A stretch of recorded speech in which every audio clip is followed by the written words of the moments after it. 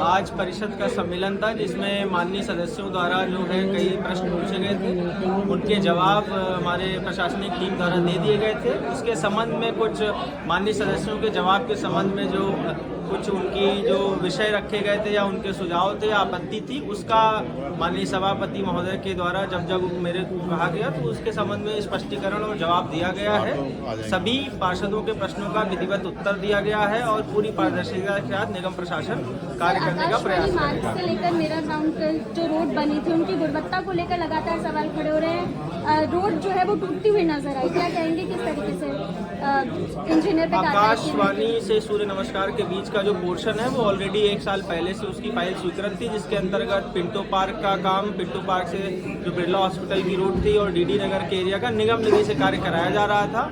अभी चूंकि 25 तारीख को बड़ा कार्यक्रम था, उसको दृष्टिगत रखते हुए भी वो काम कराया गया है। और जो बात रोड उखड़ने की आई है, मैं आपको बताना चाहूँगा कि उसमें केवल अभी एक डीबीएम की लेयर अभी बिछी थी, डेंस बिटुमिनस जो है मैकडम की लेयर बिछी थी, और उसका जो एक कुछ साइड का पोर्शन है वो एक जगह से उखड़ने की बात संज्ञान में आई थी। तो वो इस कारण से चूंकि वो रोड उस समय डाली गई थी और एक लेयर ही पड़ी थी, और चूंकि अभी जैसा कि सर्दी पड़ रही है तो जो डामर का जो मिक्सअप है जो अच्छे से नहीं हो पाया, इस कारण से वो उखड़ने की बात आई है। अभी निश्चित रूप से मैं आपको बताना चाहूँगा कि वो कार्य प्रगतिरत है, पूर्ण नहीं हुआ है। अभी उसके ऊपर एक बीसी की जो है लेयर डाली जानी है और जो उखड़ा हुआ भाग है उसको सुधारा जाएगा। इसके संबंध में ठेकेदार के खिलाफ भी कार्रवाई की जा रही है। सर, धूल भरी सड़कों से लगातार जनता परेशान होती हुई नजर आ रही है, लेकिन फाइलों तक कहीं ना कहीं ऐसा लग रहा है कि जो इक्विपमेंट है वो सीमित रह गए हैं, धरातल पर कुछ नजर नहीं आ रहा है। जैसा कि ग्वालियर जो नगर निगम का क्षेत्र है वो 400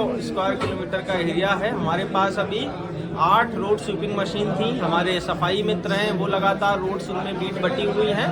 बड़ा क्षेत्र होने से, और मैं आपको ये भी बताना चाहूँगा कि जो ग्वालियर की स्पेसिफिक जो है जो धूल का जो प्रकार है, यहाँ मिट्टी का प्रकार है वो एल्यूवियल सॉइल है, तो उसमें भी एक विशेषता है कि वो ज़्यादा उड़ती है। तो इसमें प्राथमिकता से एक रोड स्वीपिंग पर फोकस किया जा रहा है। इसके साथ साथ जो हमारे रोड के किनारे के कच्चे भाग हैं उनको पेविंग करने का कार्य जो है वो लगातार जारी है।